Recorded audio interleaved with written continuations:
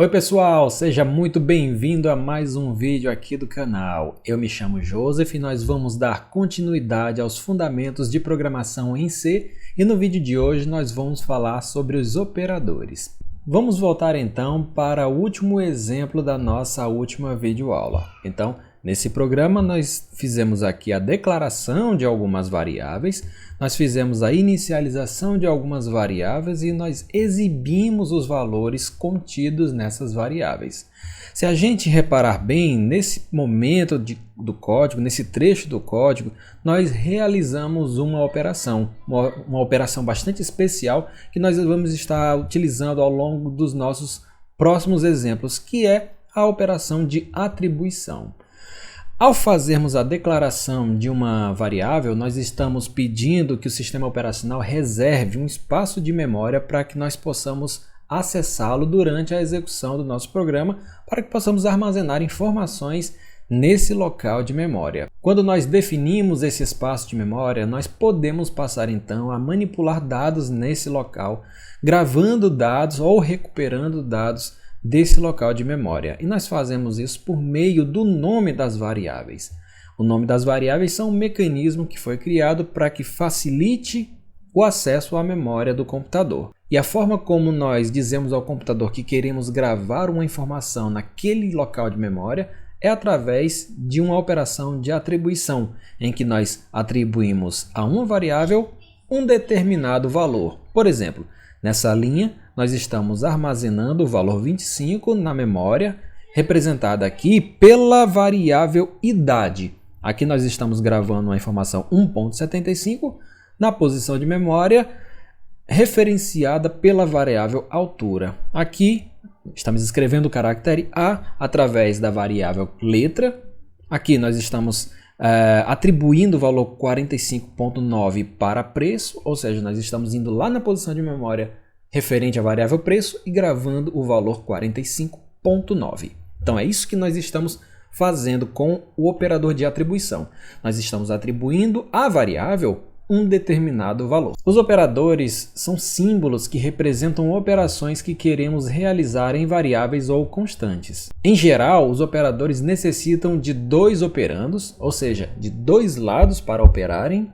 Por exemplo, a gente pode lembrar da operação de soma. Quando fazemos uma soma, nós precisamos de dois valores, o valor do lado esquerdo e o valor do lado direito da adição, para realizar a soma desses dois valores. Então as operações geralmente precisam de dois operandos, mas existem operadores que precisam de apenas um operando e existe um operador na linguagem C que precisa de três operandos. E esse operador nós veremos em um momento posterior. Os operadores podem ser categorizados em diferentes tipos. Vejamos aqui quais são eles. Nós temos os operadores aritméticos, que permitem que façamos operações aritméticas, como soma, subtração, multiplicação. Os operadores podem ser operadores de atribuição, que fazem com que um determinado valor seja gravado em uma posição de memória. Operadores de comparação, em que eu tenho dois valores e quero comparar se esses valores são iguais, um é maior do que o outro, né? Fazemos esse tipo de comparação. Há também os operadores lógicos, em que os dois operandos são valores lógicos, ou seja, verdadeiros ou falsos, que quando realizamos a operação, o resultado dessa operação é também verdadeiro ou falso. Na linguagem C existe ainda os operadores lógicos bit a bit. Daqui a pouco nós comentamos sobre o que são esses operadores, como que eles funcionam. Um item bastante importante quando falamos de operadores é a precedência e a associatividade de operadores. A precedência é referente à prioridade que os operadores têm em relação ao outro. E a associatividade diz a ordem em relação aos operandos com os operadores. Tratando dos operadores aritméticos, nós vamos ter o operador de adição, o operador de subtração, o operador de multiplicação, o operador de divisão, e esse sinal de porcentagem representa o operador módulo, que é responsável por obter o resto da divisão entre dois inteiros. Então vamos para o código e ver alguns exemplos de operações aritméticas. Eu vou utilizar aqui esse código como base, vou apenas salvar uma cópia desse arquivo e criar uma nova cópia, tá bom?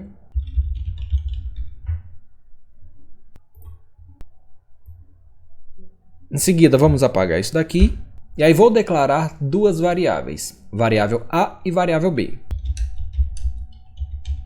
Em C, nós podemos declarar mais de uma variável na mesma linha, separando por vírgula, como eu estou fazendo aqui. Estou especificando o tipo de dado, que é int, e as variáveis que eu estou definindo são A e B. Essas são as variáveis que eu estou declarando. Em seguida, vamos inicializá-la. A recebe 2, B recebe 5, por exemplo, tá bom? E em seguida, nós precisamos efetuar a operação de soma A mais B. Só que quando fazemos essa operação, o resultado precisa ir para a memória também. Então nós precisamos indicar qual a posição de memória, qual o local de memória que nós queremos gravar o resultado dessa operação. Podemos fazer isso criando uma nova variável que nós vamos chamar de resultado. Então, ao criar a variável resultado, eu posso agora utilizá-la e fazer o uso do operador de atribuição para atribuir o resultado de A mais B à variável resultado. Resultado recebe A mais B. Então, A mais B é 7, resultado vai armazenar o valor 7. Utilizando aqui o comando printf para a gente ver o resultado, nós vamos ver que realmente faz aquilo que nós estamos esperando.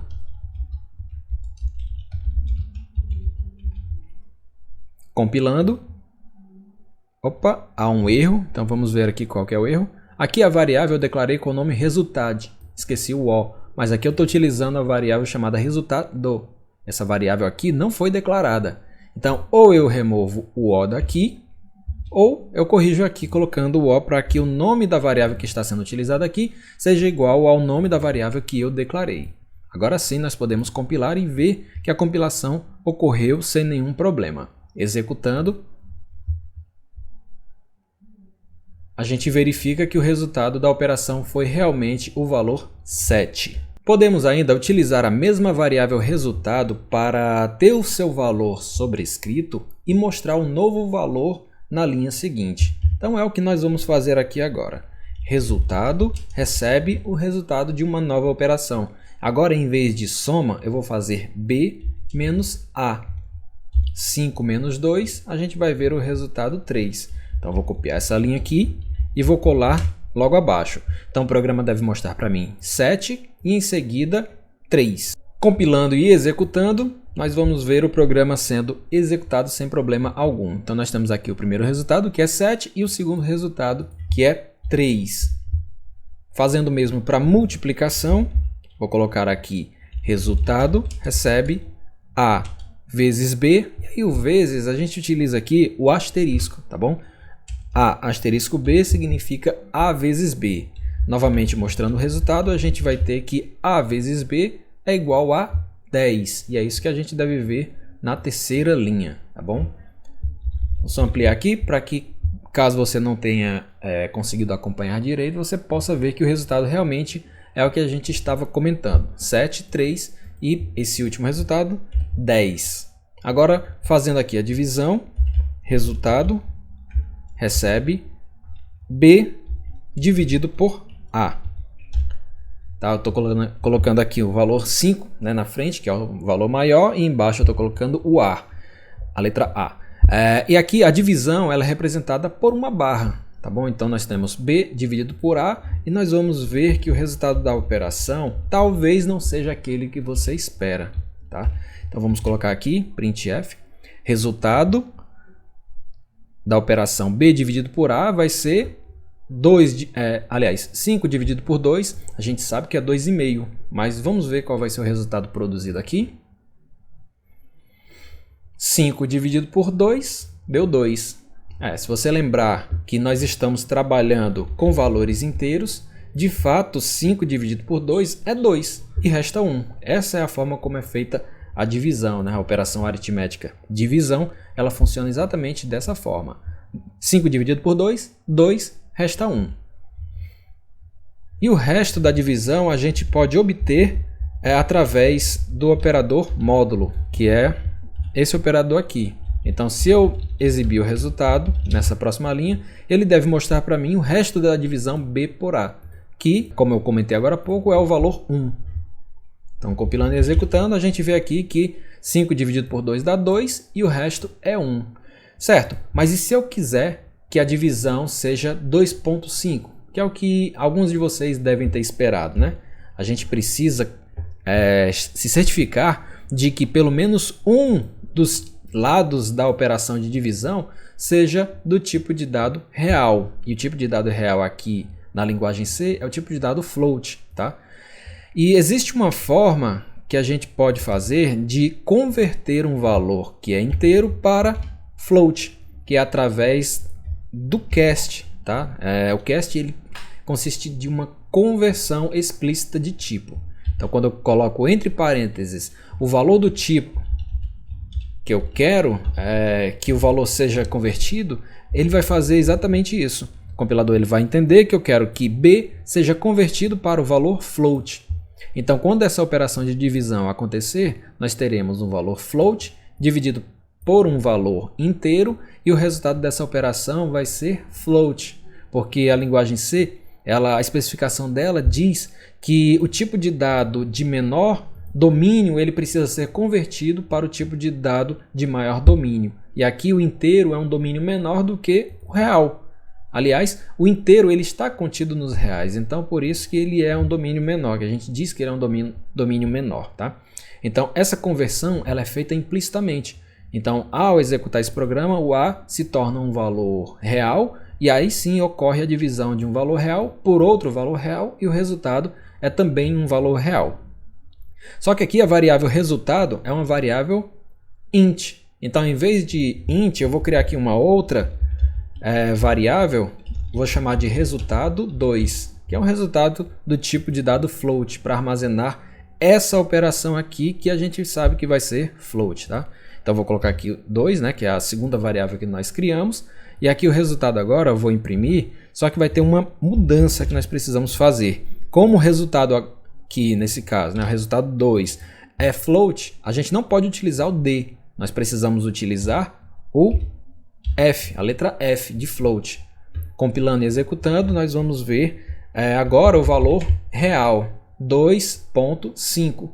E aí tem aqui uma sequência de zeros à direita que não tem importância para a gente. Nós podemos dizer qual é a quantidade de casas decimal que nós queremos manter. Então, antes do F, eu posso utilizar o ponto 2. Eu estou dizendo aqui que após a vírgula, né, após o ponto, eu quero 2 casas decimais. Ou eu quero uma casa decimal. Então, é assim que a gente especifica a quantidade de casas que deseja que seja exibido para um número real. Compilando novamente e executando. Agora sim, eu tenho aqui a divisão 5 por 2 é igual a 2,5 com apenas uma casa decimal. Agora nós temos aqui uma observação muito importante, vejam bem. C é considerada uma linguagem de programação fortemente tipada. Isso significa que os tipos de dados das variáveis são rigorosamente observados durante a compilação e execução do programa. E não é permitido realizar operações que não fazem sentido entre tipos incompatíveis. Vamos aqui para o código que vocês vão entender melhor o que eu estou querendo dizer.